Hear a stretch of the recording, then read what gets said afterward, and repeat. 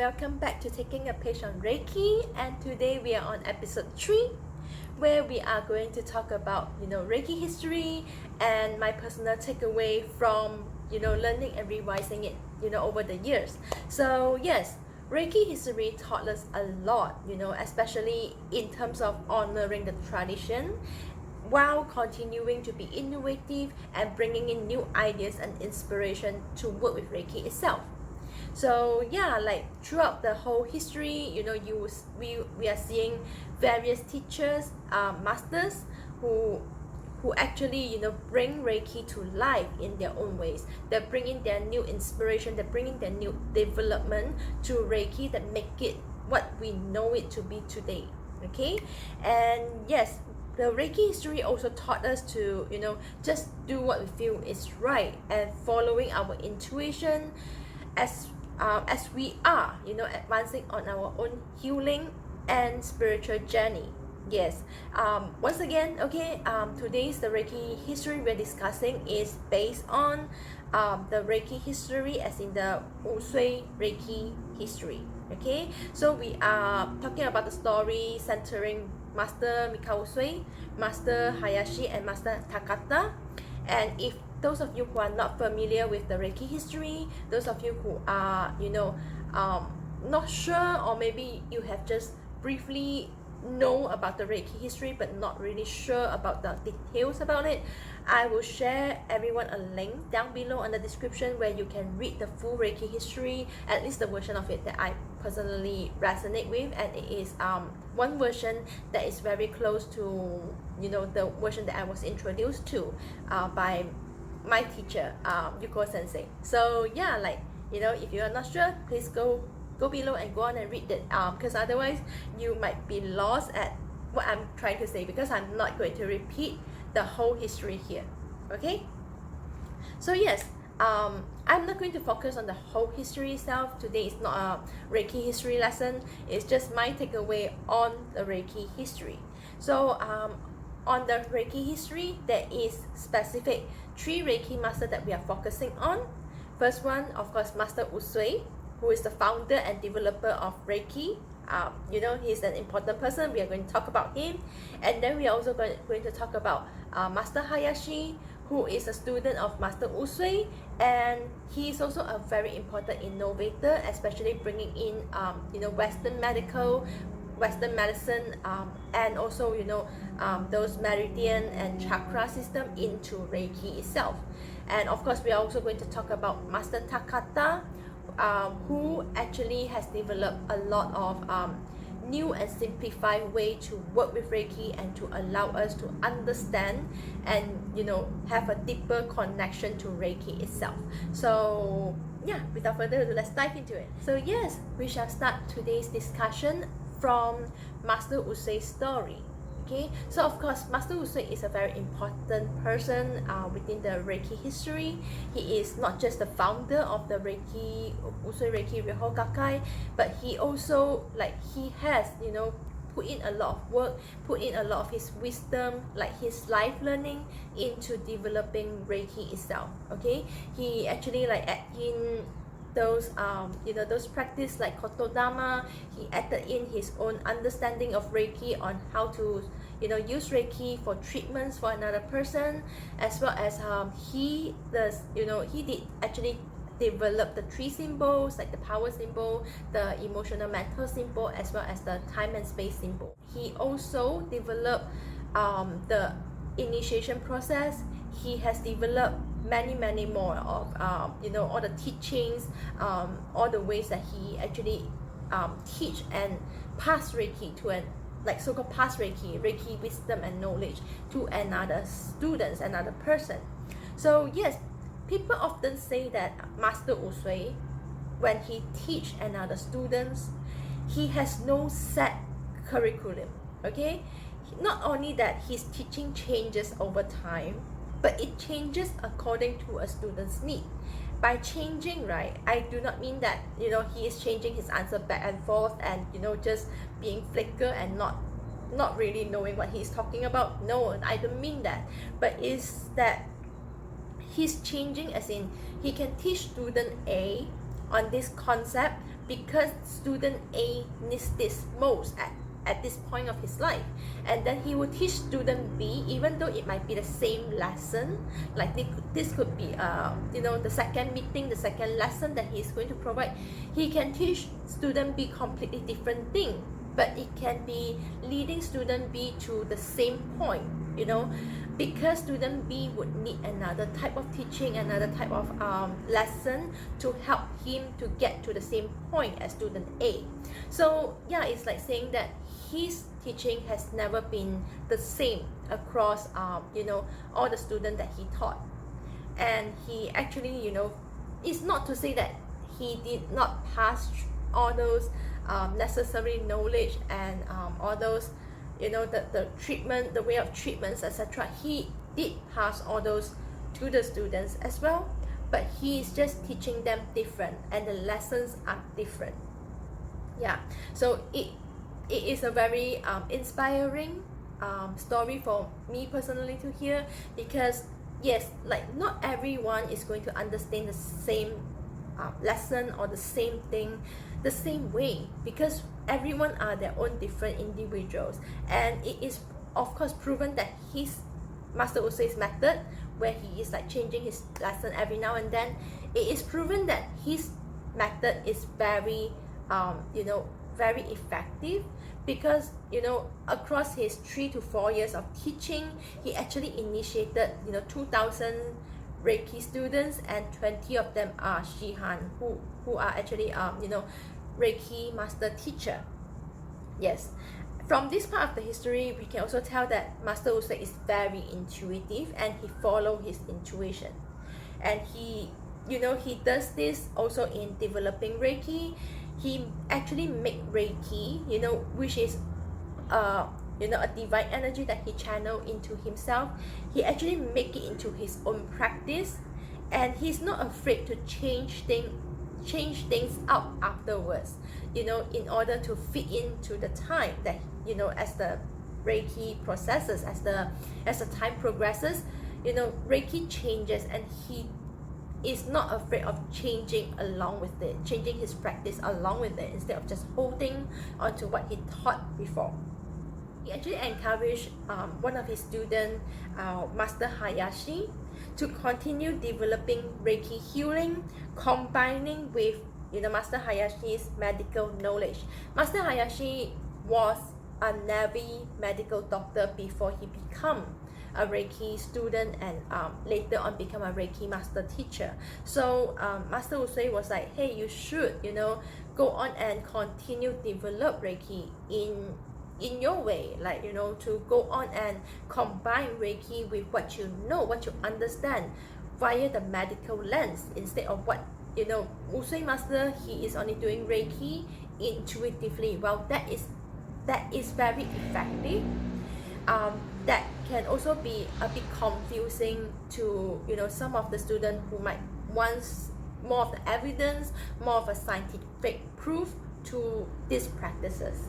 So yeah, he is someone who is like always encouraging his students to continue be innovative, continue to change Reiki according to their practice and their knowledge of energy and medicine itself. So yes, yeah, we are going to talk about the next student which we have brought up, the next master, which we have brought up, Master Hayashi. Master Hayashi, even though his role is often being diminished, or often being overlooked in the Reiki history, he is also a very important innovator in Reiki practices itself. Yes, because Master Hayashi was, a medical doctor before he became a Reiki student, he has a different understanding of Reiki, or of, healing, because he has more understanding of a human body, and, how our body is connected, as well as all the, all the different systems, like the meridian system, the chakra system. He has those knowledge on them, instead of just working with the energy. Master Hayashi brought in more of a system to the practice. Yes, Master Hayashi is a big contributor into developing the 13 hand position, even though I personally, from what I understand, is that the 13th hand position is being developed by Master Takata. But Master Hayashi, I would say that he is a big contributor to that system.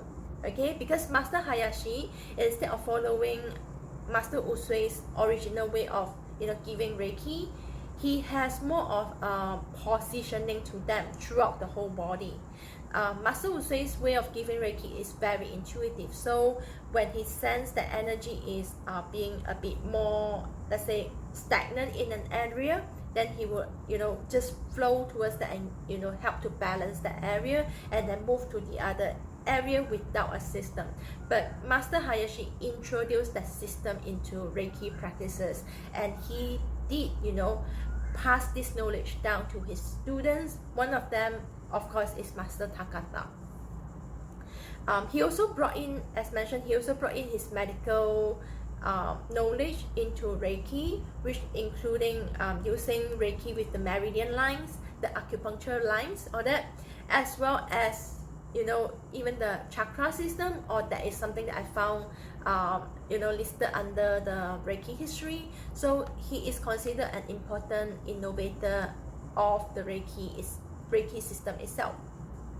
He is also saying that instead of just following and flowing with the Reiki, Master Hayashi also use Reiki as in he will intuitively using energy to heal a certain organ, okay, which is a practice that is being spread, and many of the Reiki practitioner, Reiki master teachers are doing nowadays as well, that we are sending energy to heal a certain organ when they are having misfunctioning something like that. So yeah, so Master Hayashi could be considered a very important innovator within the Reiki history itself. His story show us, okay, all of us, the future students of Reiki, that it could be beneficial to combine Reiki with other modalities, especially the new scientific and technological advancement that we are rolling towards. Like, we are welcoming the new technologies, the new advancement. It is also okay to let Reiki to develop with us as we get familiarized with all those new scientific method, new technology that is surfacing up from in the future. Reiki is supposed to grow with us. It's not supposed to stay stagnant. So that is one of the biggest takeaway I have from Reiki history. But yes, we are going to continue on to the next Reiki master teacher, Master Takata.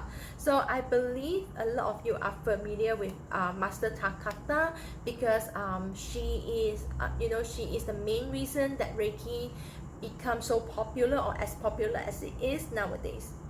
Master Takata actually she developed a lot of different systems compared to the system that Master Usui has used and is using. Okay, Master Takata developed the 13 hand position.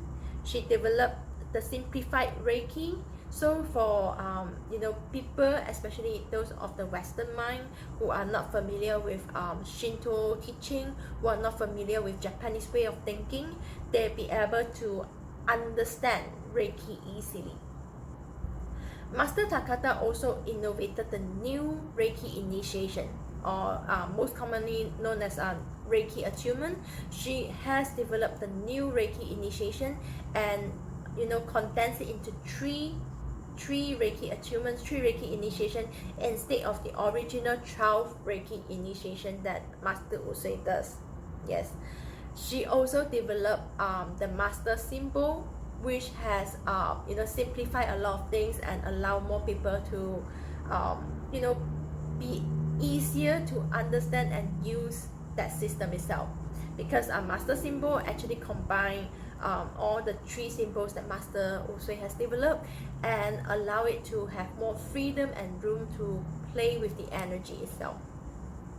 So yes, Master Takata is an important Reiki innovator, and I personally believe that without her, Reiki would likely have fell into obscurity, since the Usui Reiki Ryoho Gakkai, okay, the society actually chose to go underground after World War II, as they do not want to get like limited and controlled by the US licensing board. But because Master Takata has brought Reiki back to Hawaii, and she started spreading teaching there with her new innovation, with her new system, it actually helped Reiki to spread to more people. It spread across the whole US and later to the rest of the world. For me, I'm very grateful for Master Takata for what she does, because otherwise we would not get a chance to learn Reiki at all at this time and age. So yeah, the biggest takeaway for me, from the Reiki history is that Reiki is supposed to grow. It's not supposed to stay stagnant. And there's nothing wrong with developing new system to Reiki, as long as you know what it was, what that method you're replacing. You have to know it, you have to understand it, and know how your new method is going to better or simplify or making things easier to understand for Reiki for another person. So as long as we know that, it is okay to change, because Reiki is supposed to develop and grow as we do. It's not supposed to stay in the history. It's not supposed to just be that same old practice that was developed about a century ago. So yeah, that was my takeaway. That is my biggest lesson from Reiki, and I hope that this video helped to open your eyes to see some of these different perspective to it as well. So do you also have any takeaway from the Reiki history itself? Which part of the Reiki history is a favorite? Do you actually study it before? Have you heard about this story before? Please feel free to share below in the comment and let us know. And if you're new here, please feel free to subscribe and turn on the notification button. Of course, give it a thumbs up. Okay, looking forward to see you guys next week. We will further continue on part of the Reiki history, and it's going to be fun. We're going to dive into more Reiki. Yeah, talk to you guys next week. Bye.